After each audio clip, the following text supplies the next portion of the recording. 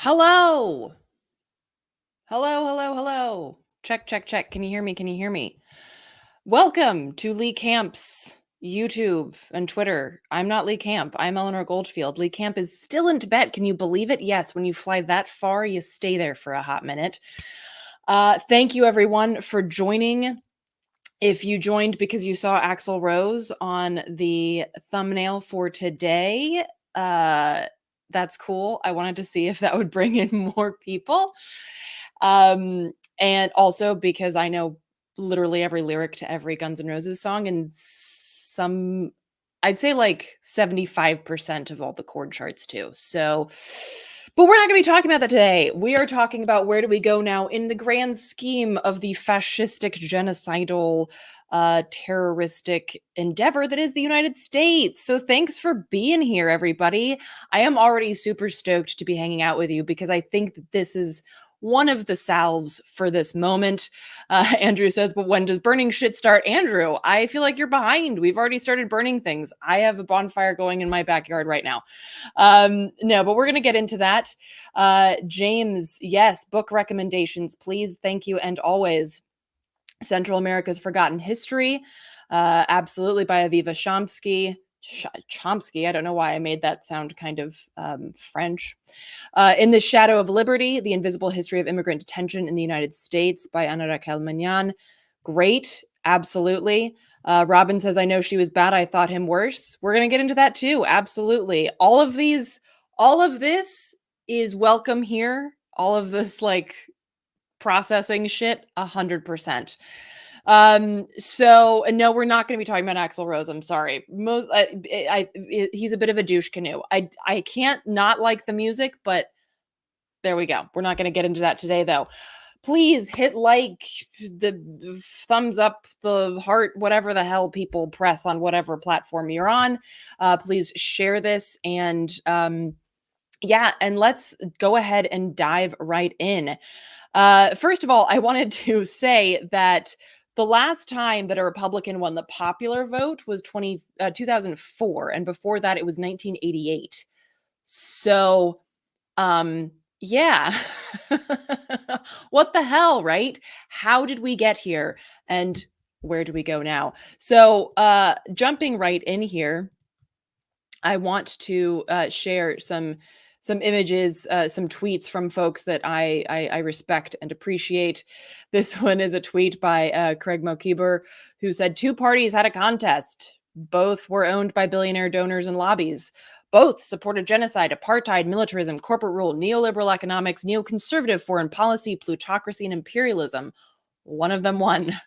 The end. So we go on as we have, resisting both. That's the Cliff's Notes of what happened. Of course, there's nuance. There always is. I'm a big fan of highlighting nuance, but that's the long and the short of it. Another thing that I wanted to highlight, and we're going to, there are so many people who are really brilliant political analysts on the left. I'm not saying, like the Anderson Coopers of the world, like actual political analysts that have done live streams, that have written articles about exactly what went down on Tuesday. And so I'm not going to get into like the details here. I'm going to jump into more of like the where do we go now, hence the name of the show. But I did want to cover a few things that I think are worth mentioning. So for instance, in Pennsylvania, 34% of respondents said that they would be more likely to vote for the Democratic nominee if the nominee vowed to withhold weapons to Israel, compared to 7% who said they'd be less likely.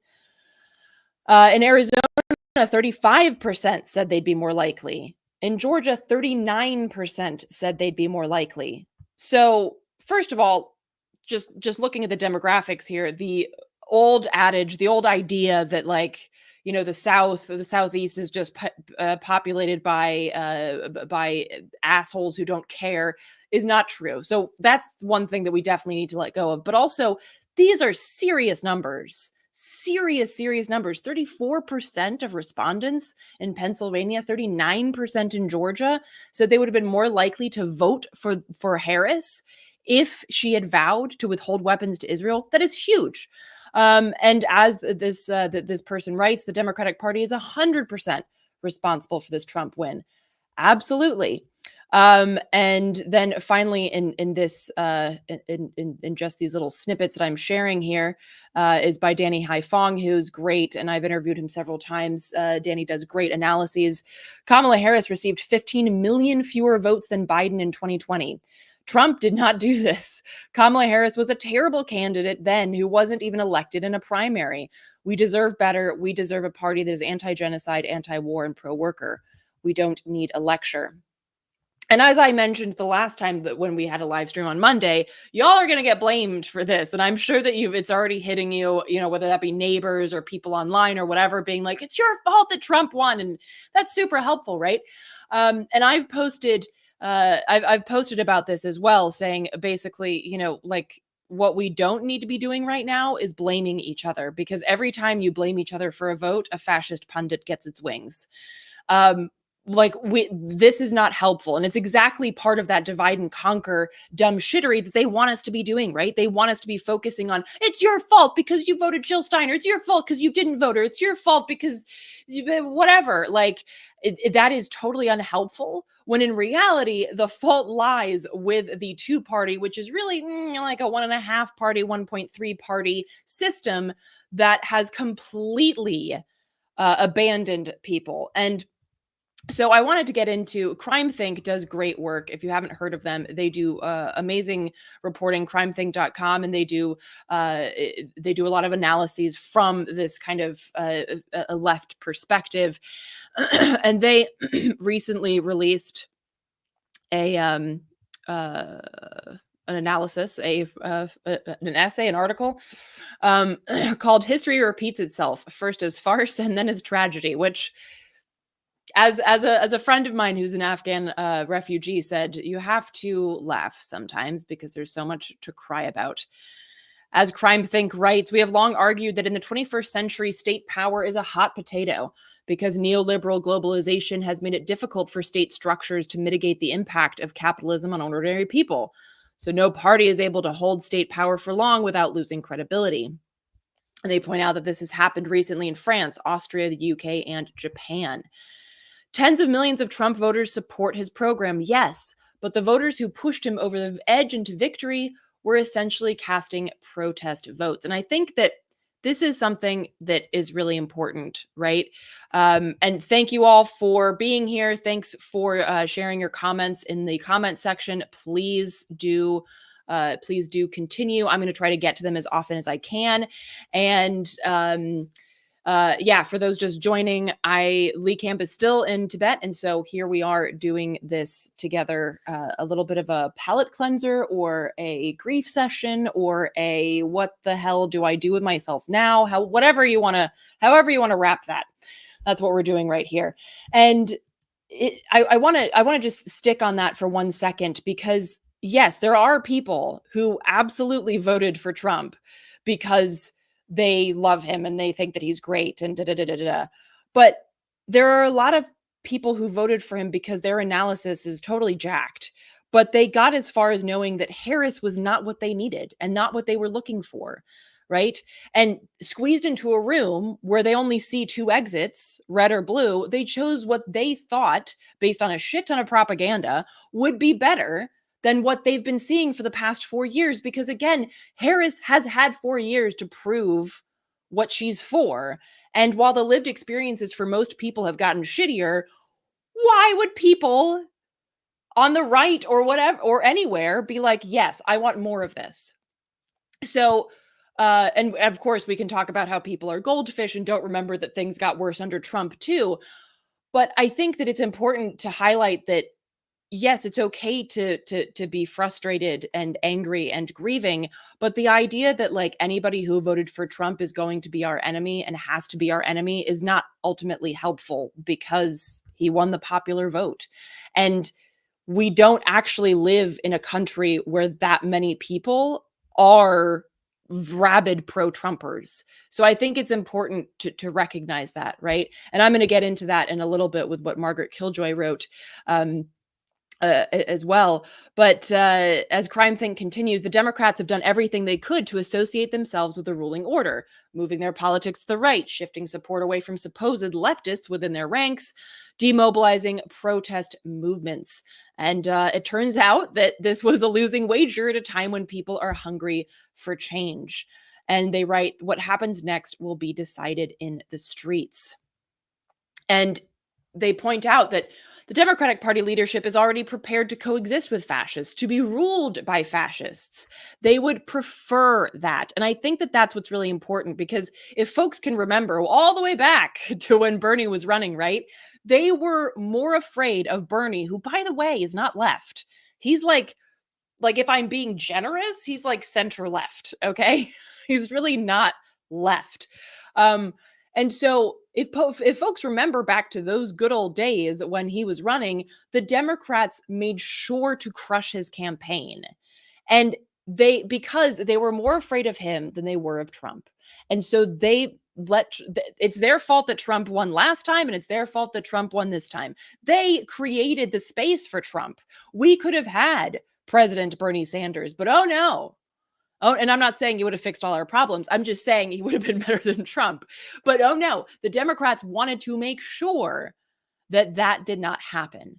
So here we are. And they have proven once again that they would rather be complicit in fascism, to be ruled by fascists, than have any kind of real leftism apparent in their administration.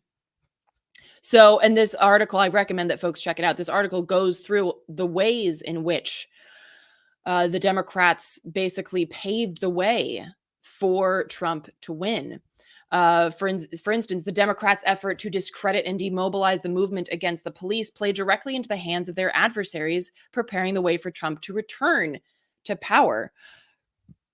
And I think one thing that I wanted to share, which they point out, basically, in May and June of 2020, centrists expressed concern that the street confrontations, these are the George Floyd protests, would swing the election to Donald Trump. In fact, Democratic voter registration in June 2020 increased by 50%, while Republican voter registration grew only by 6% that month. Oh, wow, that's big. That is big. Those who cited the protests as a factor in determining how they cast their ballots in 2020 voted for Joe Biden by a margin of fully 7%. In other words, the George Floyd revolt helped get Biden elected. I'm not saying that these people had a good analysis of who Biden was, having been one of the creators of the crime bill, but the Democratic Party is where movements go to die. And people figured, okay, well, of my two choices, again, I've got two exits out of this squeezed in room. I'm going to choose the blue one because they seem to be more on my side. That was people's analyses after these George Floyd protests. So Biden won off of the backs of these protests, and yet has absolutely no love for protest movements, as we've seen. And I'm going to try to get to some comments here. Faith says, "I'm so sick to see my Dem family blaming third-party voters, Palestinians, and Hispanics." Yeah, absolutely. It is very, very frustrating, and it shows the real lack of understanding of our political system, which is, of course, why organizing is so important, which we're going to get into in a second. Joshua says Sanders is an imperialist sheepdog. I agree with you. That's why I was saying if I'm being really generous, I'd call him a center left, but I'm not really generous most of the time.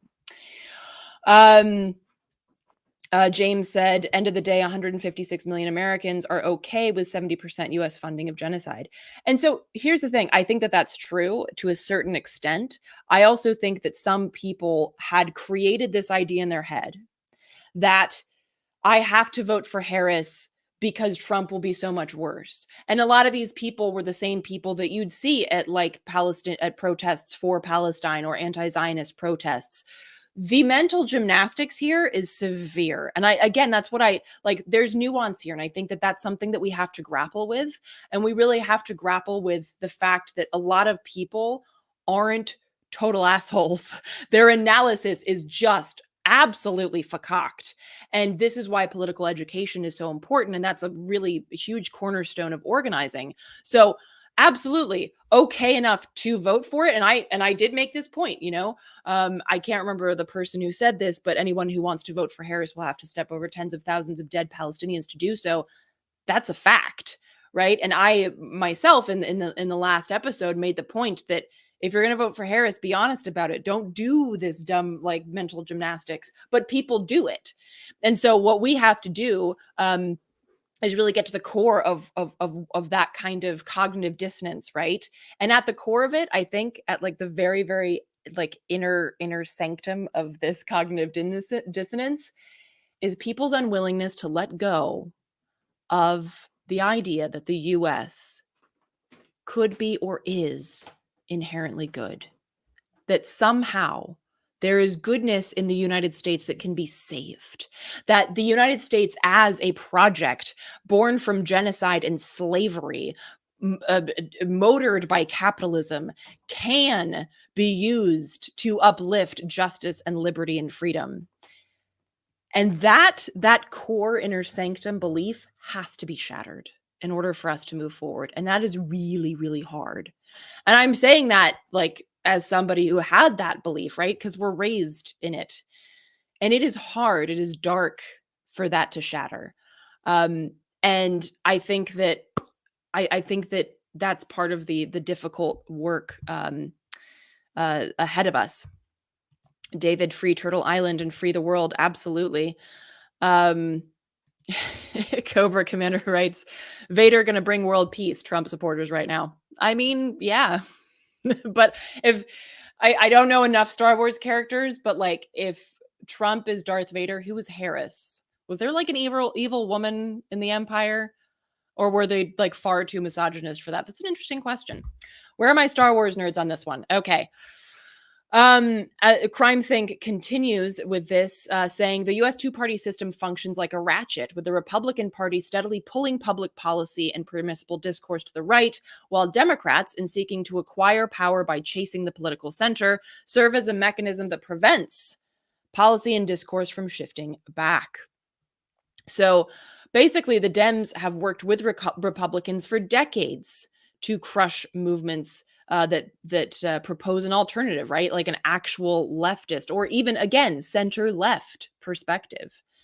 And the final point here is that another thing that the Democrats really did this election cycle that not a lot of people are talking about is they desensitized people to brutality. They've accustomed people, millions of people, to the idea that human life has no inherent value vis-a-vis their complicity, not their complicity, but their aiding in the genocide in Gaza. So that it's acceptable to slaughter, imprison, torment people based on their status in a targeted demographic. That means that a lot of people went to the polls with this dehumanization of the marginalized, be that Palestinians or immigrants, or just non-white people in general. And this is exactly the type of environment that allowed not only Trump to win, but will allow him to enact a lot of the policies that people are most afraid of, which would have been a lot more difficult if the Democrats had said, we don't accept this gross dehumanization of people in Gaza, and we will not stand by and let it happen. So yeah. And finally here with Crime Think, elections serve to represent us to each other at our worst, distilling the most offensive, cowardly, and servile aspects of the species. Many people who would never personally wrest a mother from her children are capable of endorsing deportation from the privacy of a voting booth. There will be a brief window of possibility now when millions of people who had counted on the Dems to keep them safe wake up and realize that we are each other's only hope. And thank you so much, Joshua. Joshua recommends reading On the Election of Donald Trump at the World Socialist website. I haven't read it, so I can't personally recommend it, but folks can check that out at Joshua's recommendation.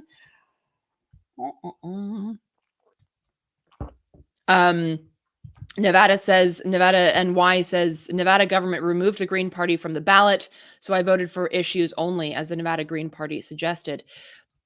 This is another thing that happens quite frequently, is that the barriers to engaging in the electoral process in this country are so great that even parties like the Green Party that have a lot of ballot access are then just completely struck from the ballot. I saw somewhere, I can't remember which state it was, but they'd put up a sign at a polling place that said, Jill Stein has dropped out of the race.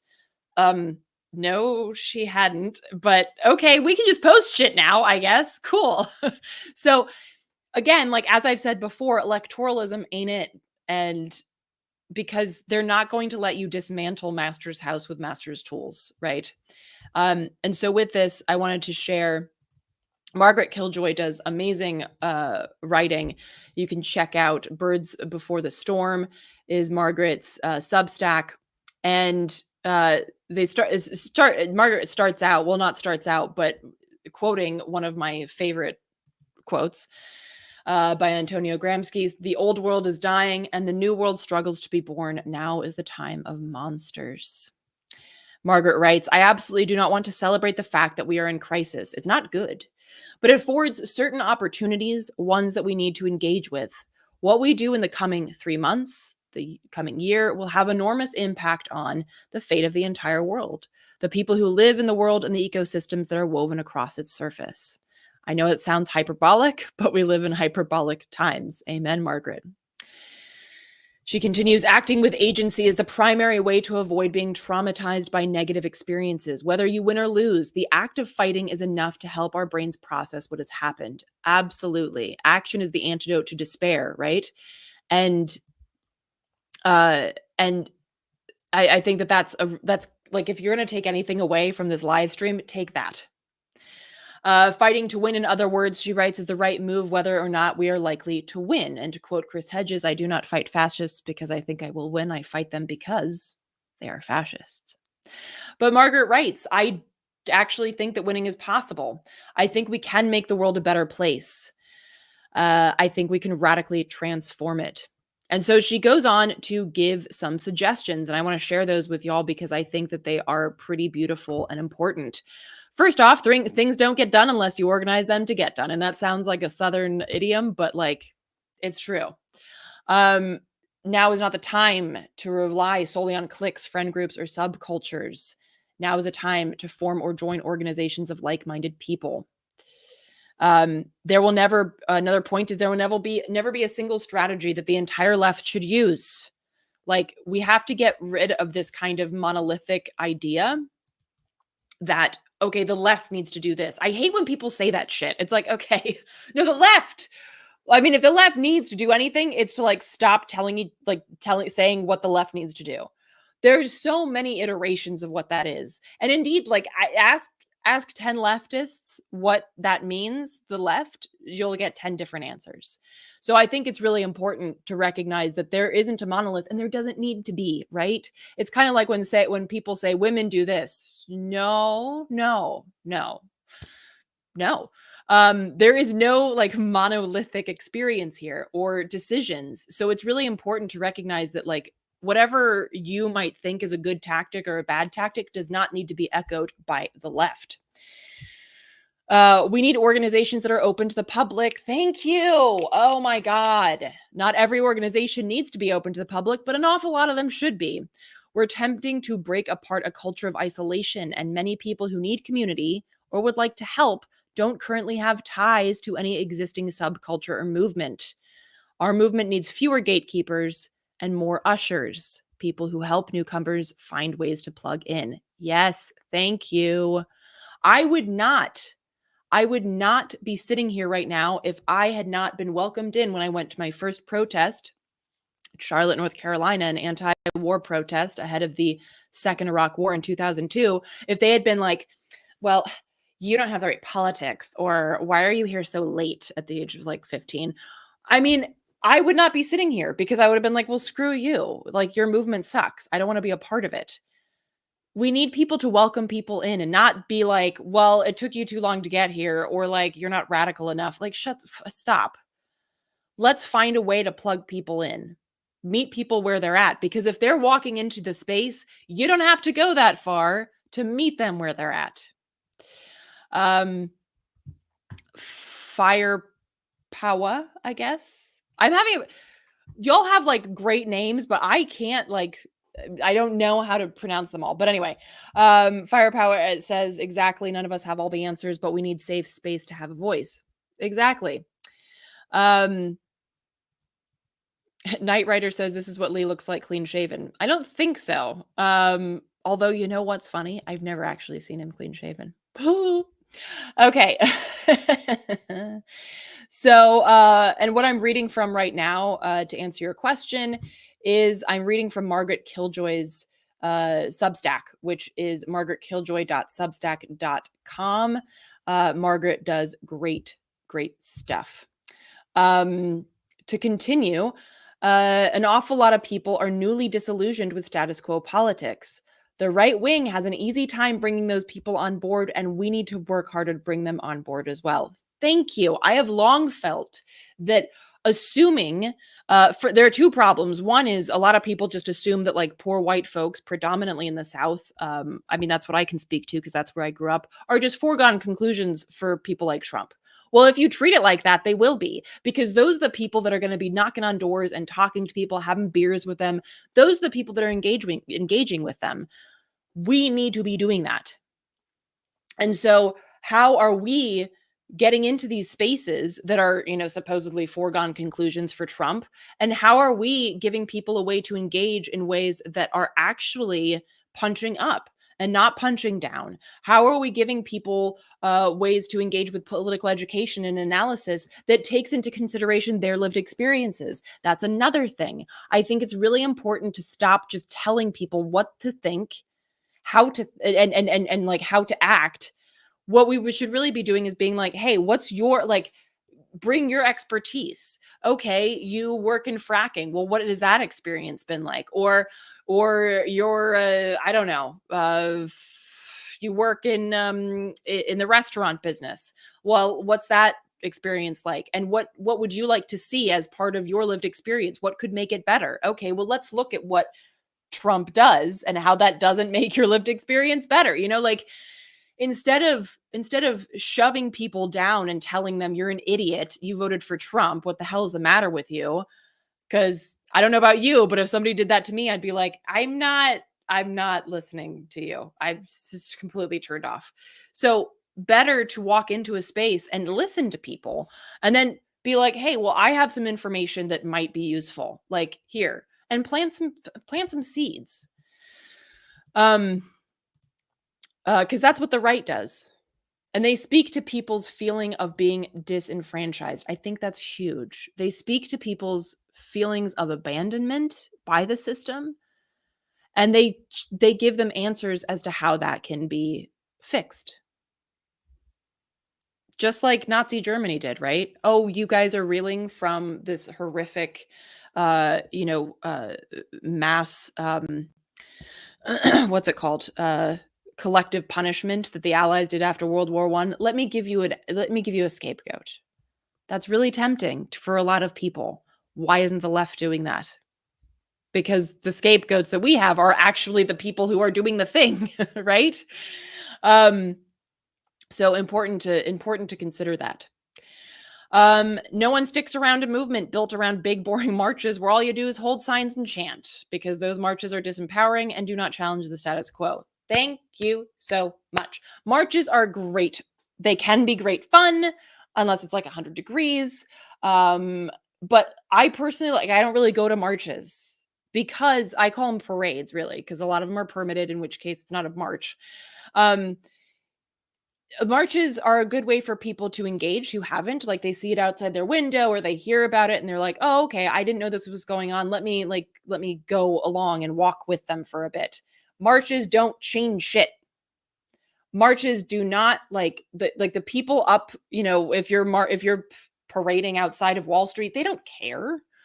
They don't give a shit that you're walking there with your little placard or whatever. Like, they don't care. So spending the majority of our time organizing marches isn't going to change anything. It's not going to change anybody's lived experiences. And people are not dumb.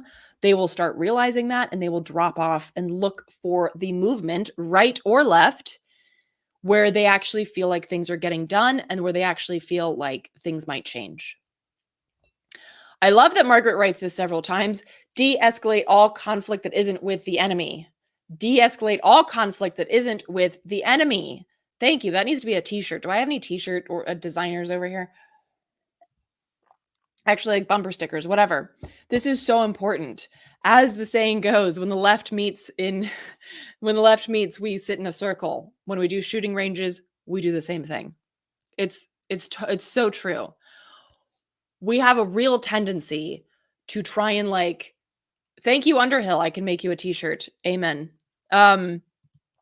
We have a real tendency to try and like out radicalize each other. And there's in Carla Bergman's book, Joyful Militancy, which if you haven't read it, I really recommend it. It's a beautiful and powerful book and great for times such as these.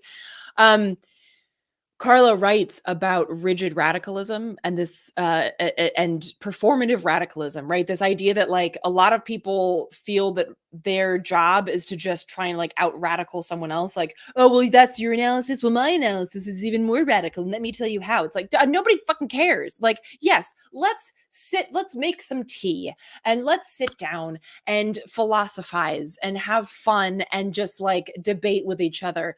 But that's not actually growing power. It's not building power. It's not changing anything. So like, know what it is that you're doing. Arguing with people about who's more radical and who's less radical doesn't actually lead to anything. Now, deconstructing ideologies and deconstructing what people think and analyses is really important, but that's not the same thing, right?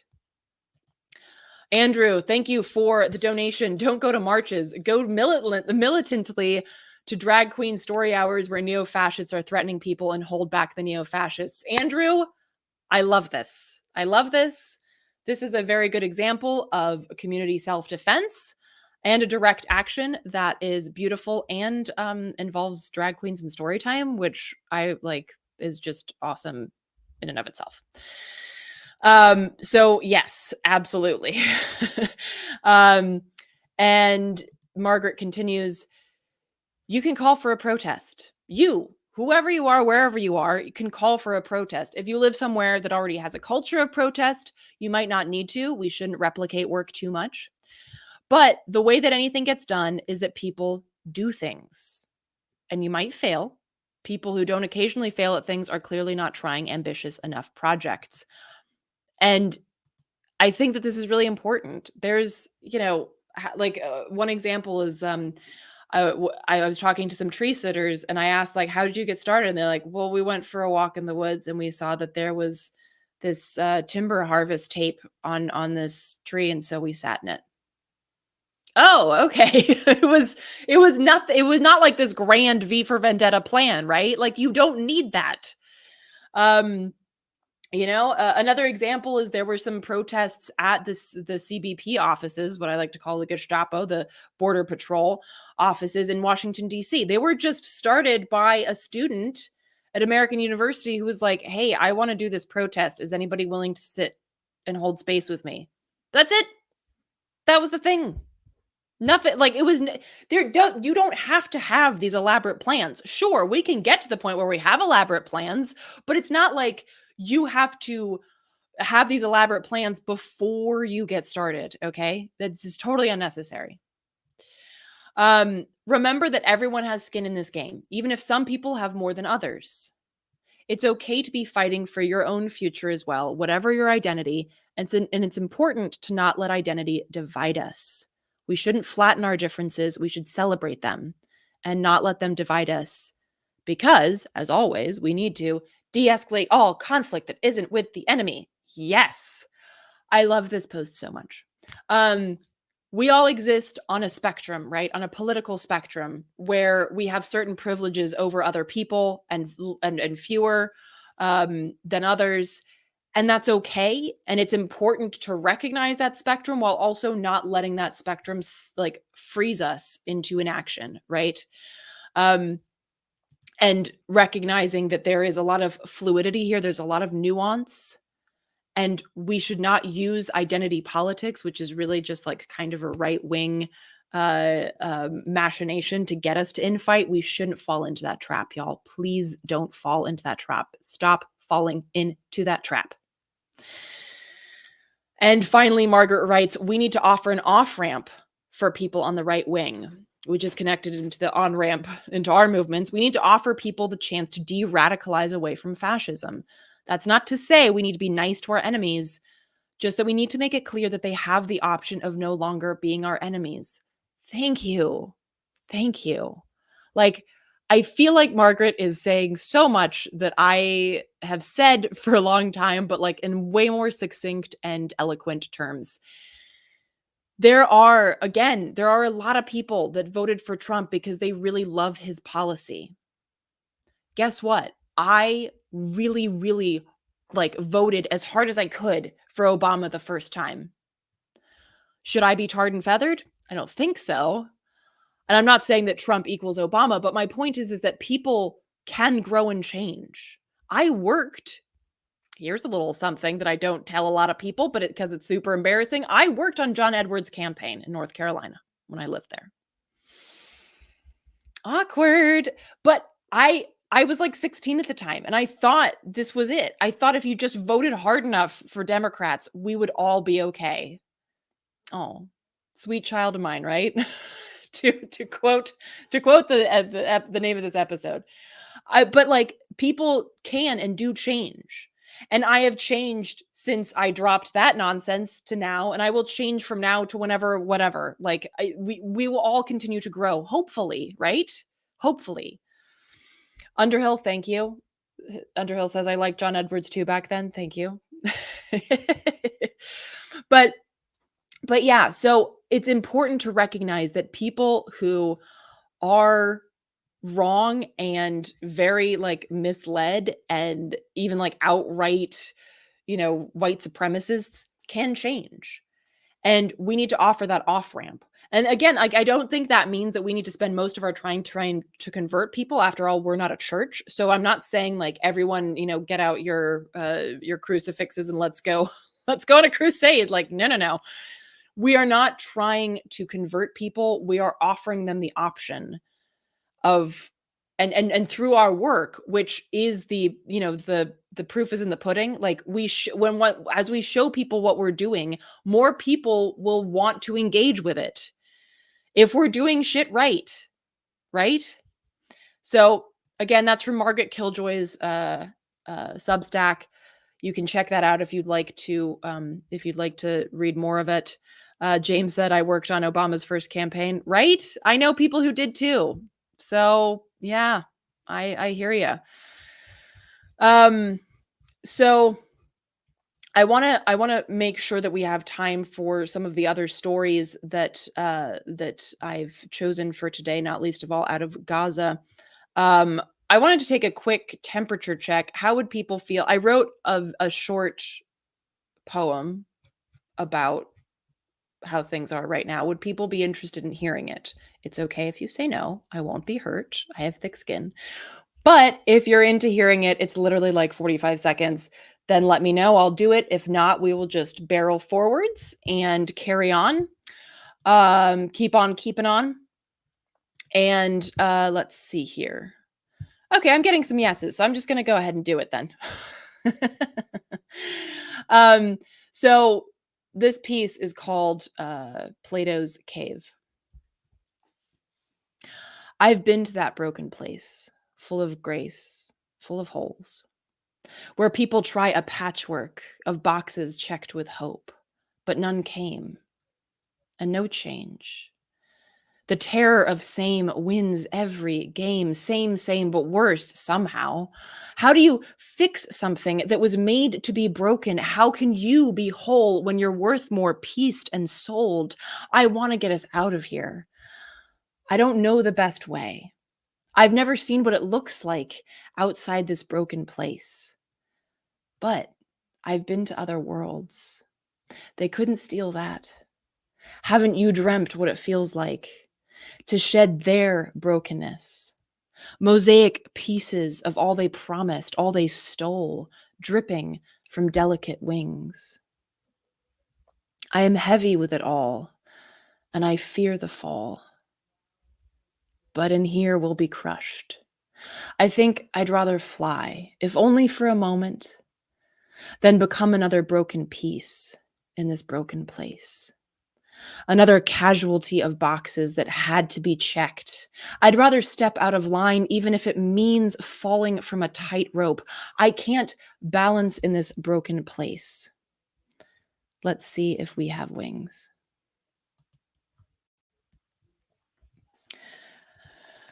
So that's a little something that fell from my brain in these grieving and these processing times. Thank y'all. Thank you, thank you, thank you. Thank you so much. So and thank y'all for being here so that I can share that with y'all. It means a lot to have this community to process this with. I think that's really important. And yeah, so I wanted to move to one more thing. Thank you so much, y'all. Oh, I'm gonna cry. Okay. So this this next piece is also a little bit of, I hate to say like therapy, because I think that word is like so overused. Like, oh, green juice is therapy. Nope, no, it's not. But I like it. It's done a lot of. It's done a lot to. It talks about a lot of the things that I think we're feeling right now. So this is from Waging Nonviolence, which I'm not going to get into it, but like, you know, nonviolence as a staunch and rigid ideological tenet is ultimately not helpful. But again, this is one of those moments where we can disagree and move forward.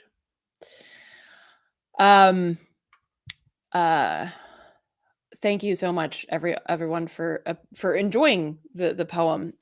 Sue asked if it's published online. I can publish it. I can put it up on my website, Art Killing Apathy, later today. So I'll do that so that it'll be available.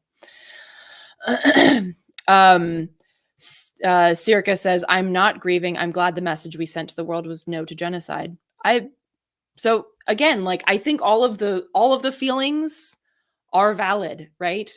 And I think that whatever we're feeling can and should be funneled into action. And so here's one thing. So Trump is arriving at a time of great social distrust. Across the board, society has reduced trust in traditional institutions, media, medical professionals, experts, etc. But there's also a deep mistrust in community institutions. Distrust fuels the flame of autocracy because it makes it so much easier to divide. Thank you. But here's the thing, trust building starts with yourself. And this isn't one of those like self-help things. It's just like true. Like, you can't trust anyone if you don't trust yourself. And this also this means trusting your own eyes and gut. Like, yes, I see what's going on in Gaza, so no, I cannot vote for Harris, right? It means building protection from the ways that crazy making can become internalized. It also means being trustworthy, not just with information, but with emotions. That way you can acknowledge what you know and admit the parts that are uncertain. And I think this is also a big thing, right? I think it's important to recognize that we don't know all the things. I think a lot of times people on the left feel like we have to have all the answers. And that's bullshit, because nobody has all the answers. And like, even there have been times when people ask me something in an interview and I'm like, I don't have the answer to that. And then the thing is, my brain goes, Eleanor, don't admit that you don't know, just make something up. And I'm like, other Eleanor, that's bullshit. I can't do that. And then I have this like argument in my head that feels like it takes an hour, but it really takes like 2 seconds. And then ultimately, ethical Eleanor wins. And I say, you know what? I don't actually have the answer to that. And it's okay. It's okay to not know. It really is. Because guess what? there is somebody else who knows it, who you can connect with. And chef's kiss, that's beautiful. Those kind of connections are important. And this is how our movements become smarter and better, is by engaging with experts and acknowledging that we are not always the expert on all of the things. Find others who you trust. Thank you. Loneliness isn't just a feeling, but a kind of social isolation of the mind. Your thinking becomes closed off to the world and a sense of being abandoned. So that's a societal breakdown, right? And this fear of people also breeds distance. And that, like, so this it's like a cycle. The more lonely you are, the more paranoid you become, and then that breeds more distance. And this is exactly what we're seeing. A lot of people are very afraid, and so they vote in ways that know how to capitalize on that fear, which is exactly what Trump does. So if we can get people to be less afraid of, immigrants and the media, and instead look at it through a lens of political analysis and political education and media literacy, we will be able to do a lot. And I think that what Daniel writes here is really important. Get some people to regularly touch base with. Use that trust to explore your own thinking and support each other. And this doesn't have to be people that you 100% agree with. And it can be different people, right? Like, I check in with different people at different times. I'm part of different groups that do different things. And it's okay to disagree. Again, like, it's okay to disagree. It would be totally creepy if you agreed with everyone on everything. God damn it, that'd be so weird. Because sometimes I disagree with myself. So then where would that leave us? you know? And we have to meet with people. We can't just be in our own heads. It's why, like, just coming from a music nerd perspective, it's why musicians always have producers, and the ones who don't, like, do not end up putting out things that are that great, because they're all stuck in their own heads. You need somebody on the outside of what you are, which is, your music is a part of your soul. You need somebody from the outside to be like, look, that riff or that vocal or whatever, like, that didn't quite work. Let's try something else. You need that politically too. Like, you need somebody to come in and be like, I don't think that this tactic is good, or I don't think that, like, what we're doing here makes sense. Like, that really needs to happen. And when that happens, you should not do, like, the individualist thing that we're taught to do in the US, which is, like, fight back. Lean back and listen for a second, This is how we learn.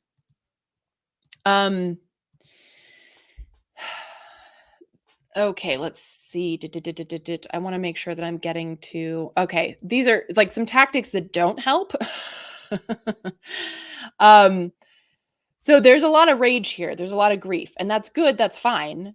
But we need to be clear on what helps and what doesn't. So Daniel writes, public angsting and symbolic actions.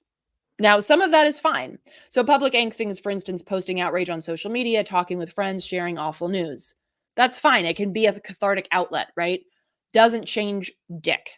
Symbolic actions, as I mentioned, the parade, like, it's okay to do that sometimes, especially as a way to invite new people in, or to just have a public facing event or something like that. Great, whatever. But if that's all you're doing, and Daniel writes that, if this is all that's happening, this shit is unhelpful. And it ultimately is going to tire people out, because they will not see anything come from it, because nothing will. So one thing I wanted to share. Now, I don't think that things are as simple as what Daniel lays out here, so I don't 100% agree with this analysis, but I think it can be useful for, getting some oil on the gears here. Talking about finding your path, he offers one that's called protecting people. Folks surviving and protecting our own, especially those of us directly targeted. It might mean organizing outside of current systems for healthcare and mutual aid, moving resources to communities that are getting targeted, etc. Another path is defending civic institutions. So that would be like, people inside of the EPA trying to still do good work inside the EPA. that might be a path for some people. Now, I would argue that those people also need to be doing shit that's not just focused on the EPA, but like, you know, I recognize this as a path. There's a critical third pathway, Daniel writes, disrupt and disobey. Effective disrupt and disobey actions. The ultimate goal is paving a path for mass non-cooperation, tax resistance, national strikes, work shutdowns, and other, he writes, non-violent mass disobedience act tactics. Again, I think the nonviolence question is something worth teasing out and discussing. Not that I'm for it, NSA and whoever else is listening here. I'm absolutely not for violence. Thank you. Please write that on my file. But again, like disrupt and disobey. What do you do when a people have become ungovernable, right? I think that's huge. I think that there was a quote here, I think that I had. Yes. By themselves, this is a quote from Gene Sharp, by themselves, rulers cannot collect taxes, enforce repressive laws and regulations, keep trains running on time, prepare national budgets, direct traffic, manage ports, print money, repair roads, keep markets supplied with food, make steel, build rockets, train the police and army, issue postage stamp, or even milk a cow. That last one. People provide these services to the ruler through a variety of organizations and institutions. If people would stop providing those skills, the ruler could not rule. Thank you. Golf clap. Or what is a golf clap? That? I don't know. Real clap. Fuck it. So, so yes, becoming ungovernable, like the saying, what if they held a war and nobody came? Like this is what we need to be doing. Yes, Sir Edward Ross, general strike. Yes. So, becoming ungovernable, right? Holly writes, they will shoot us down when we resist. They've done it before. The Pinkertons shot down the strikers more than once, Kent State. So Holly, absolutely.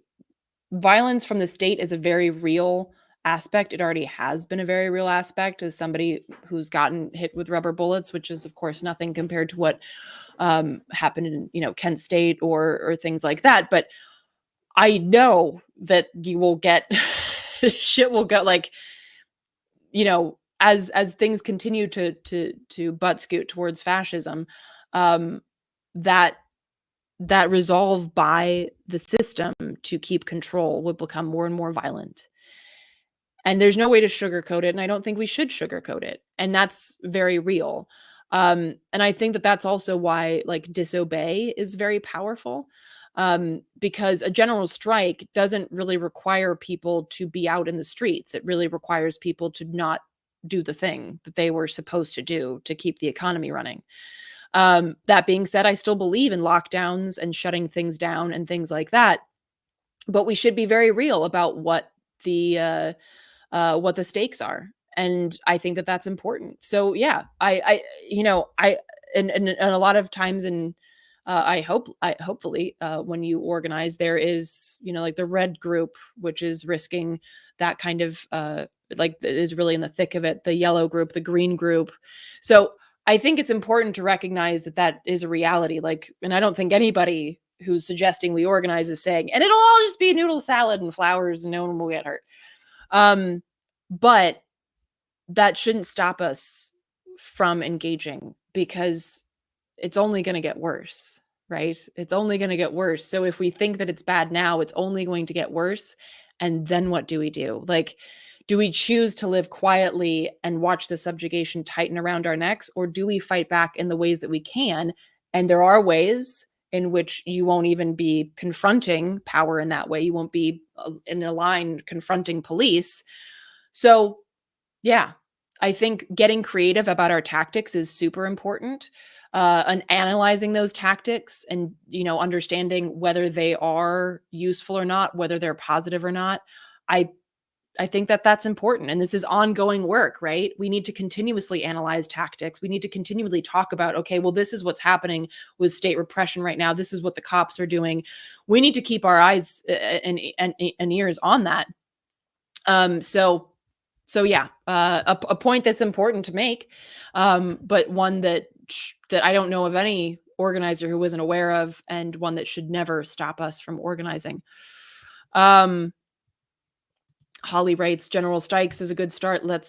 We've got to wake up corporate workers. Absolutely. And I think a lot of them are. I've been talking to people who work with the rail. I'm not going to say the word, as some of you know, I can't say railroad workers at a normal clip. Port workers, like people are making these connections. People are making connections and organizing and finding ways that we can support each other and understanding that all of our struggles are shared. This is huge, and it's beautiful work that will continue and and honestly would have continued if Harris had won. And I think that that's also important, right? We need to do this work regardless of who's in the White House. So if in 4 years a Democrat wins, I don't want to see a bunch of people like just passing out and being like, I'm done, I'm going to brunch. And again, like as Margaret said, like crisis, I'm not glad that we're in a crisis, but there is something to be said for it. A lot of people who are stepping into organizing spaces right now would not even be interested had Harris won. And I think that's important. So again, this was on wagingnonviolence.org, Daniel Hunter, 10 ways to be prepared and grounded now that Trump has won. I want to get to some other stories before we wrap for the day.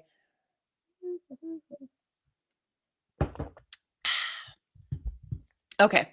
And again, to quote Chris Hedges, I do not fight fascists because I think I will win. I fight fascists because they're a fascist. I am not willing to watch ecocide, genocide, the dissolution of communities just because I might get hit by a rubber bullet or pepper sprayed or even worse. I'm not willing to sit by and watch. Now, if some people are willing, I think you should ask yourself that question and ask yourself why that is. Why are you not willing to fight for yourself and your community? And I'm not trying to cast stones. I'm literally like, these are heavy questions that you have to ask yourself. And again, knowing or not knowing that you'll win. And also that there is no win, right? There's no oh, we did it and we never have to worry about it again. It's like these people will always exist. So I think that it's important to have those questions and those conversations with oneself. Ben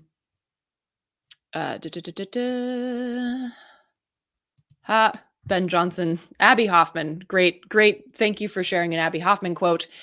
Anyone who protests the establishment with the permission of the establishment isn't a protest. They are public relations for the establishment. Amen. Yep. And again, that's why we really need to look at our tactics. And are we just doing permitted parades where we're, basically it's kind of like a circle jerk, or are we actually doing something? Are we building something? And that's another point is, are we just fighting or are we building? Because we need to build, I'd say at the very least, as much as fight, if not more. So I wanted to really quick get to a couple of news stories. Y'all, it's been a day. So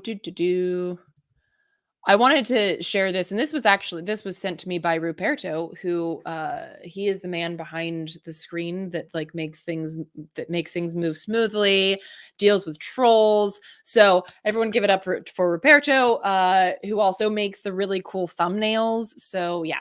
So Ruperto actually sent this to me, and I think that this also speaks to how we are an oligarchy, and of course, the person with backers like Elon Musk, that penis wrinkle, is going to win.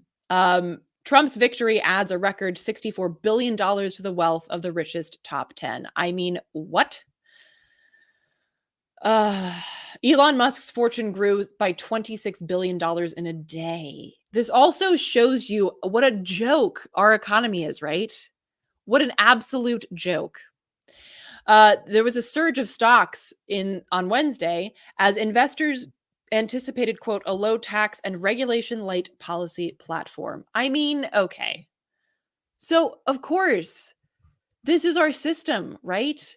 This is our system working at its finest. Have you ever wondered why, like, for instance, every time something good happens, the stock market goes down, and every time there's a genocide, the stock market goes up?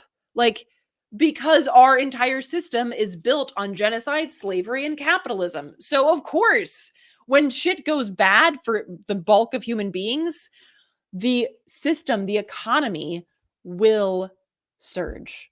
And we do not get to see the benefits of that, right? Like, I don't know about you. I did not see an extra $26 billion in my bank account yesterday. That shit I would have noticed. Okay. I would have gotten some kind of alert. Um, so, uh, so yeah, basically Elon Musk was one of several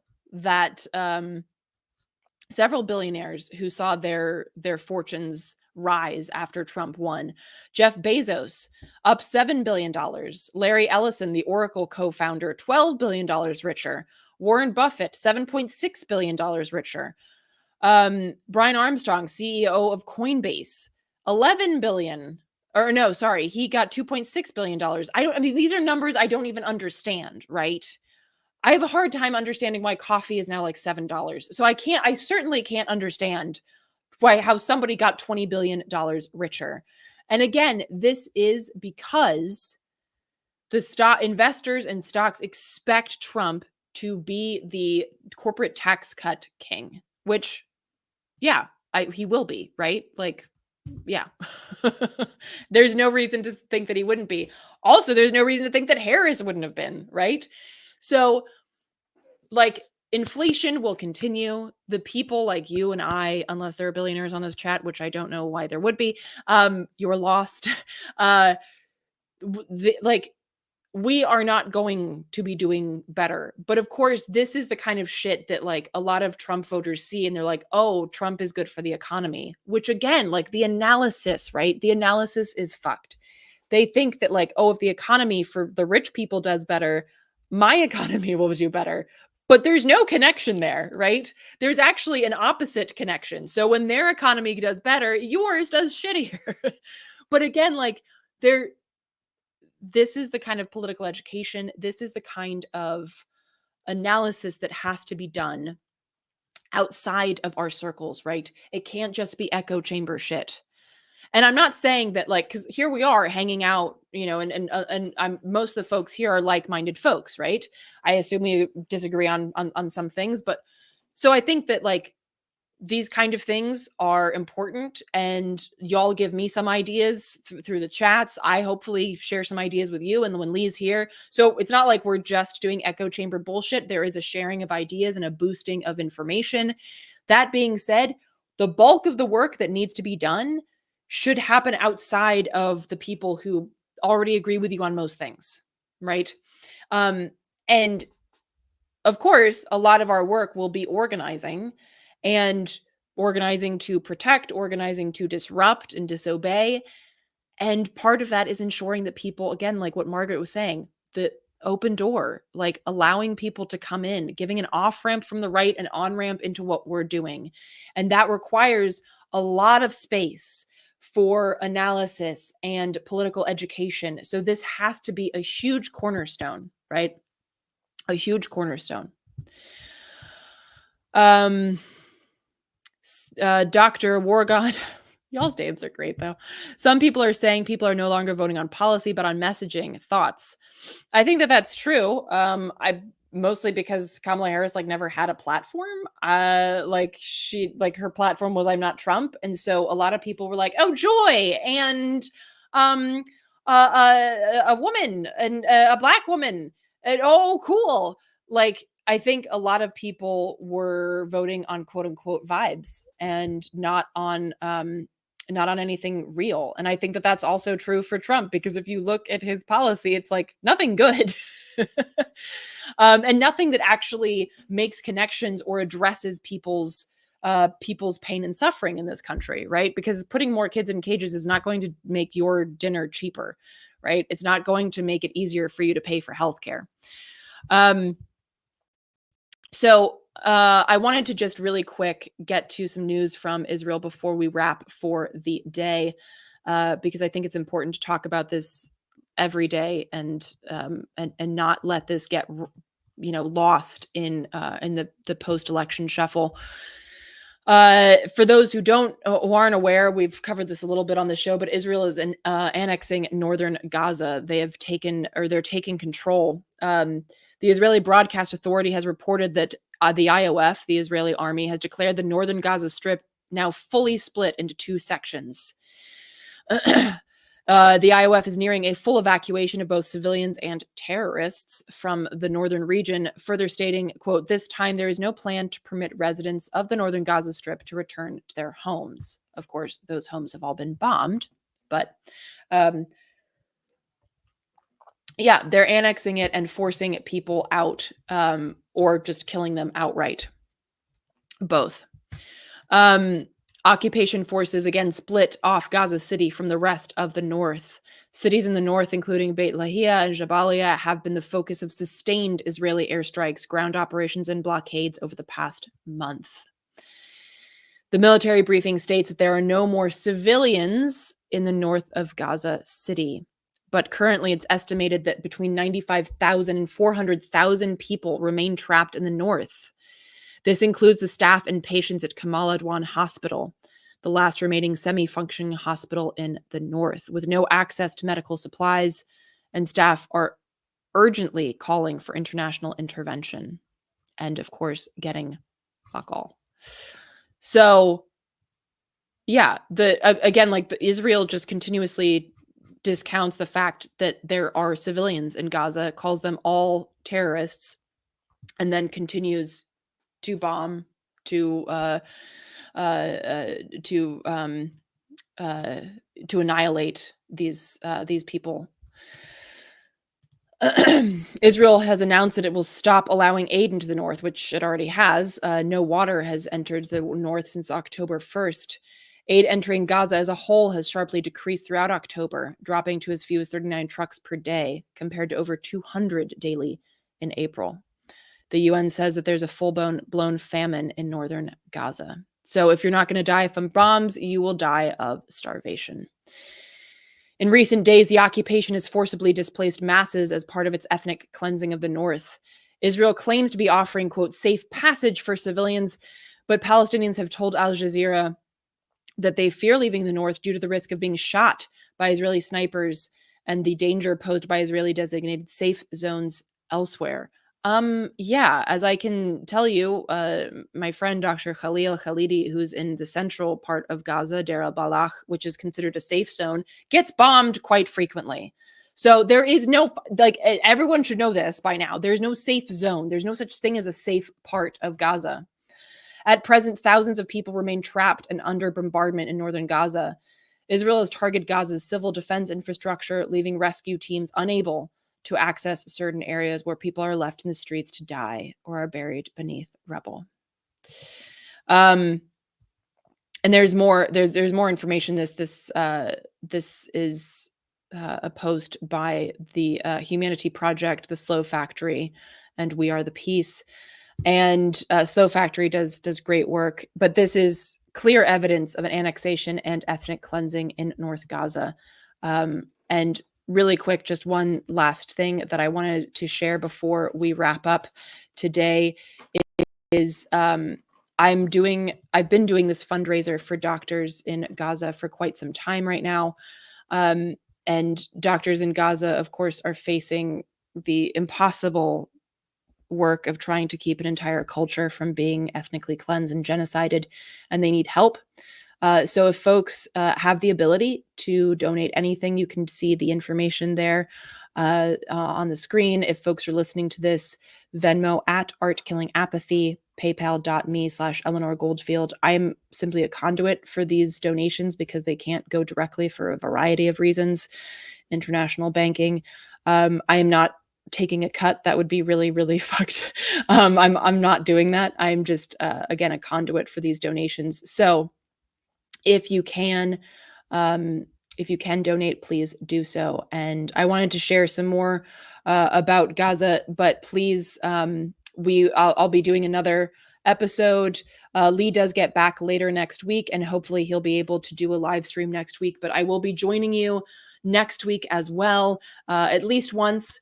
And again, thanks so much for hanging out with me today. I hope that you got something out of it, if nothing else, perhaps a little poem or a nice little aphorism to share with friends. But yeah, thank you so much for hanging out. Please don't forget to like and share this with folks. And I guess, take care of yourselves as best as you can. Take care of each other. And I'll see you out there.